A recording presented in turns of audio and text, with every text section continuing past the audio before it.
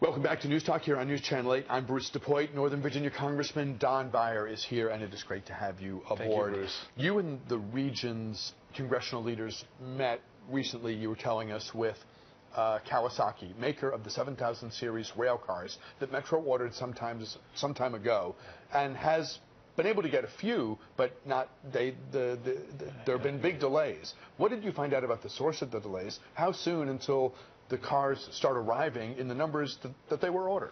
Yeah, well, the source of the delay is problems with the doors, with the seats, and with the software. And these are made in, I guess, Lincoln, Nebraska, and they're working on it. They got down to 4 cars a week. Now they're back to 12 a week, but the original contract was 16 a week. And we need that to replace the old cars, which were only 6-car trains. The new Kawasaki will be 8-car trains. And also to expand the fleet. So we just get much more carrying capacity.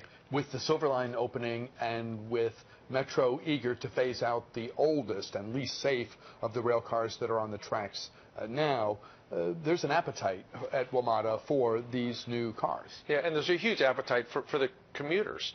For example, on the Blue Line, which runs down to Alexandria, they had to discontinue cars when we opened the Silver Line. We didn't have enough cars, they moved them over. So it's been a great inconvenience for those folks. The Orange Line is subject to what is called the Orange Crush. That sometimes those trains are so full in the evenings that 2 or 3 trains will pass, a stop, and nobody can get on because the trains are so packed. And of course, the Silver Liner is the promise of the future, and it really needs the trains too. And Metro needs to be able to offer a service that people can depend on. That means reliability. That means space when a train pulls into the station, that there's room for you, particularly at a time when gas is so cheap. And some people do have options about how they get to work or wherever, school or wherever they're going. This all works against Metro trying to kind of pull back some of the people that maybe it has lost. Yeah, we were really fortunate to be able to keep the $150 million investment this year from Congress, but we have to rebuild consumer confidence. I think we saw there was a 2.5% decline in the use of Metro last year. We've got to reverse that, and one of the best ways is to have these beautiful new trains. Mm-hmm. The old trains are a little ratty, the carpets are worn out. New trains are just much more beautiful, and they give a sense of, you know, what Metro works again, and I want to ride it. In terms of Metro's finances, I read something that Congresswoman Norton's office put out, and it raised the concern that I'm sure your colleagues in Congress would not absorb. This is news that lawmakers would not absorb well.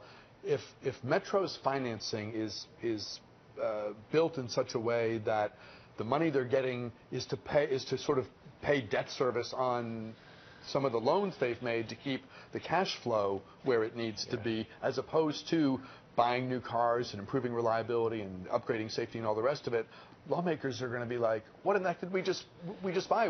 We thought we were helping the system, not engage in a bunch of financial transactions. Yeah, you know, this is one thing Democrats and Republicans from both sides of the river have been united on for a long time, is that there needs to be an operating subsidy from Congress to the Metro. This is America's subway system. I mean, this is largely serving something like 60% of all federal employees ride Metro every single day.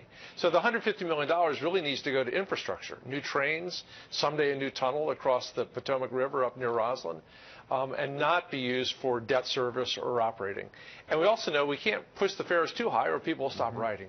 That's why there really should be a congressional operating subsidy every year for Metro. Are you resigned, shifting gears here, are you resigned to the reality that the Supreme Court will have a vacancy until sometime in 2017 when some new president takes office and is able to nominate? I don't want to be resigned to it. I certainly am disappointed that seems to be the message coming out of the Republican Senate. I know the president will do what he's supposed to do, which is nominate a very qualified person. I know that he will also not try to poke the Republicans in the eye and appoint somebody from the farthest most liberal part. He'll try to find somebody that's acceptable to all Americans. And I do think if the Republicans refuse to act on it, which will be unprecedented in American history, they will pay a price at the polls in November. And it's going to be, you know, clever in the short term and disastrous in the long term for them.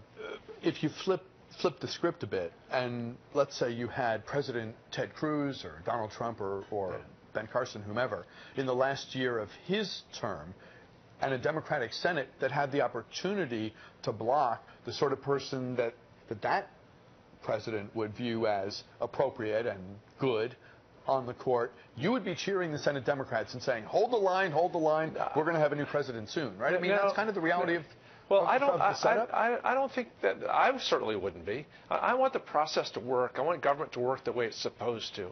We elected this Democratic president. At other times, we elect that Republican president. You look at for example, the Ronald Reagan appointments, they all flew right through.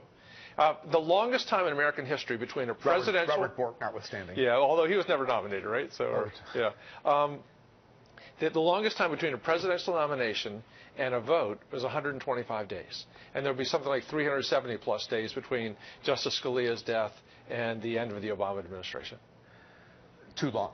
Well, way too long. I mean, triple that. There's plenty enough time to vet a good person to come in. In the meantime, you're going to have a 4-4 Supreme Court, which means many, many decisions will just get punted to next year. Super Tuesday is tomorrow. Virginia takes part. What's your expectation? Who do you see resonating with primary voters in Virginia tomorrow as a huge number of delegates around the country gets awarded? I have not seen any polling at all, Bruce, but my sense is that Hillary will win rather easily in Virginia. And the folks I hang around with in Arlington, Alexandria, Falls Church, Fairfax, I mean, Hillary's been winning all of the straw polls by big margins. And I know we saw that the African-American vote in South Carolina came out 86% for Hillary. So that means Richmond, Hampton Roads, places like that, she'll do really well. So I expect her to wrap it up. On the Trump, Cruz, Kasich, et cetera side, basically every Republican I know in Northern Virginia, I can't think of an exception, is not for Donald Trump. Most are going to look for some kind of more establishment candidate that they think might be competitive with Hillary Clinton, might give us responsible government. Conservative government, but responsible. We have about a minute left. If it ends up, as seems likely now, that it's Hillary Clinton and Donald Trump in the general, there are 6 states, unless it's a blowout, if it's anything remotely resembling a close election, 6 states will decide it. Virginia's among them. Who has the advantage if it's Clinton-Trump? I think in Virginia, I don't know Florida, Ohio nearly as well, but I think in Virginia, very much Hillary. We like to say that the road to the White House runs through Northern Virginia, Arlington, Alexandria, Fairfax, Falls Church, and I think Hillary will have an enormous advantage over Trump, who has been, pretty obvious. He likes his KKK endorsement. He likes appealing to the lowest educated voters. That's not what we have here. Congressman Don Beyer of Virginia's 8th District. Always great having you here. Thanks for your time. Thank you, Good to Bruce. see you as always. Nice to see you. We would love to talk about the issues that we have just been discussing today with Don Beyer and Tom Davis, with Northern Virginia Congresswoman Barbara Comstock. We have invited her to do the show many, many times. And we'll take a break here. We'll continue to invite her, by the way. In the meantime, we'll take a break. Back with more News Talk in a moment.